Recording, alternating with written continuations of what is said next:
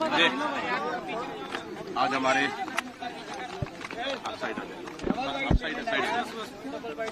आराम से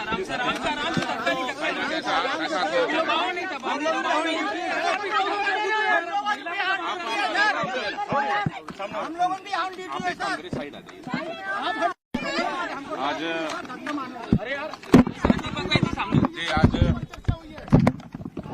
हमारे छत्तीसगढ़ के प्रभारी माननीय सचिन पायलट जी आए हैं और जो पिछले दिनों बलौदाबाजार घटना में षड्यंत्र पूर्वक हमारे विधायक माननीय देवेंद्र यादव जी को गिरफ्तार कर सेंट्रल जेल रायपुर में है, उनसे मुलाकात कर चर्चाएं हुई और हमारे सचिन पायलट जी प्रभारी माननीय पूरे उनसे विस्तृत चर्चाएं की और आगे की बात हमारे प्रभारी माननीय सचिन पायलट जी आपको बहुत ही दुर्भाग्यपूर्ण घटनाक्रम रहा बलौदाबाजार में। वहाँ जो हिंसा हुई उसको नियंत्रण करने में वहाँ ऐसे हालात बनाए दिए, सरकार प्रशासन की नाकामी रही कि वहाँ ऐसे हालात बने और सत्तानी समाज, दलित समाज, आदिवासी समाज, ये सब लोगों का ना तो संरक्षण और ना सुरक्षा ये सरकार दे पा रही है, चाहे वो केंद्र की सरकार हो और विशेष रूप से राज्य की सरकार हो। जो वहाँ हिंसा हुई उसकी जांच करने के लिए जो कदम उठाए जाने चाहिए थे, जिन असामाजिक तत्वों ने इसको अंजाम दिया, बजाय उनको टारगेट करने के, और सत्ताधारी दल के कुछ लोग भी इसमें इन्वॉल्व हैं, ऐसी खबर आने को मिली थी। लेकिन हमारे लगातार दूसरी बार जीते हुए विधायक नौजवान साथी देवेंद्र यादव जी को जिस प्रकार राजनीतिक षड्यंत्र के रूप में अरेस्ट किया और घर जाकर उनको पहले पूछताछ के लिए बुलाया गया, वो पूरा कोऑपरेट कर रहे थे, बिना तथ्य के, बिना प्रमाण के उनके ऊपर तमाम तरह की धाराएं लगाई गई और उनको अरेस्ट कर जबरदस्ती जहां जेल में रखा गया है। ये मैं समझता हूं बहुत गलत उदाहरण सरकार पेश कर रही है, क्योंकि समाज की जो भावनाएं आहत हुई उसको समझने में सरकार कामयाब नहीं हुई।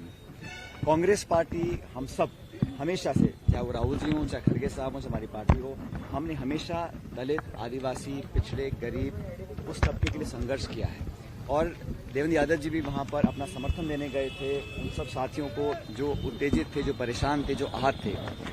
लेकिन हिंसा जो हुई, और ऐसा पहली बार हुआ है राज्य इतिहास में कि प्रशासन, पुलिस को कोई अंदेशा नहीं था और जब इतनी बड़ी हिंसा को जब अंजाम दिया, उसके बाद कांग्रेस के विधायक को टारगेट करना, ये सीधी राजनीति है और मुझे लगता है कि बहुत गलत उदाहरण पेश किया है प्रदेश की सरकार ने। अगर आप अपने पॉलिटिकल ओपोनेंट्स को, राजनीतिक प्रतिद्वंदियों को इस प्रकार से आप कानून का दुरुपयोग करके उनको जेलों में डालेंगे, तो मुझे लगता है कि जनता इस बात को बर्दाश्त नहीं करेगी। हम पूरा संघर्ष करेंगे, लीगली भी हम कर रहे हैं, पूरे प्रदेश में हम लोग धरना करेंगे, जनता को सचेत करेंगे।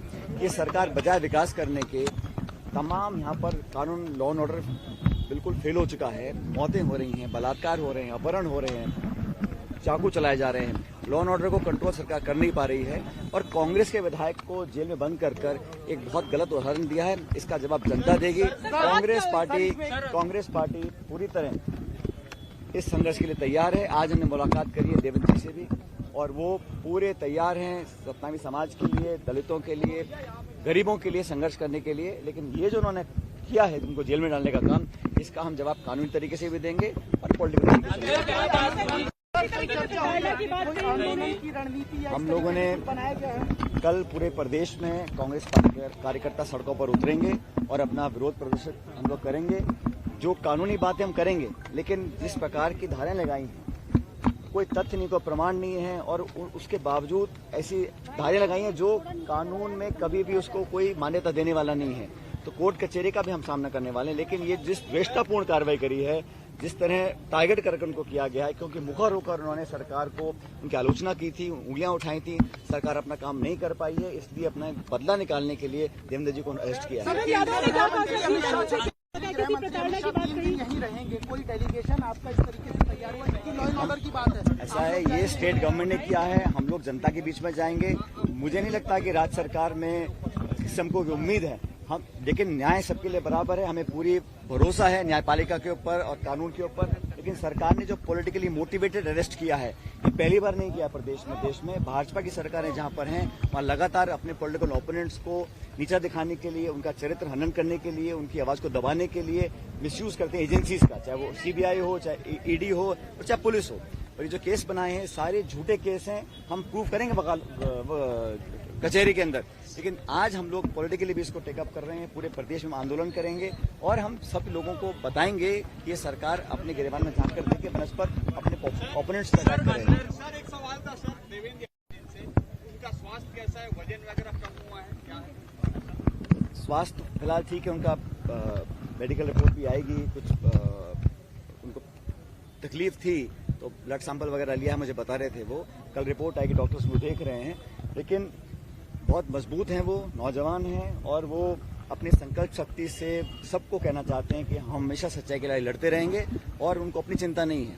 जिस मुद्दे को लेकर वो संघर्ष करते आए राजनीतिक तौर पर, उसकी ज्यादा चिंता उनको किसी को प्रेशराइज किया जा रहा है, उन्होंने कुछ कहा। और दूसरी बात ये कि जैसे आपके एक विधायक अंदर के आप कह रहे हैं कि अपोजिशन को बर्दाश्त नहीं कर पा रहे, आपको लगता है वो राडार पर है? पीसीसी जो मुझे कोई आश्चर्य नहीं होगा अगर बाकी कांग्रेस नेताओं के ऊपर भी ये आक्रामक कार्रवाई करें, क्योंकि कानून की परवाह करे बिना उसका मिसयूज कर सरकारी तंत्र का दुरुपयोग कर ये अगर कांग्रेस की आवाज को दबाना चाहते हैं तो कभी कामयाब नहीं होंगे। कांग्रेस के कार्यकर्ता हम सब मजबूती से डटकर मुकाबला करेंगे और राहुल जी के नेतृत्व में भाजपा का जो अपने विरोधियों को आतंकित करने का जो एक षड्यंत्र है उसको कामयाब नहीं होने देंगे हम लोग।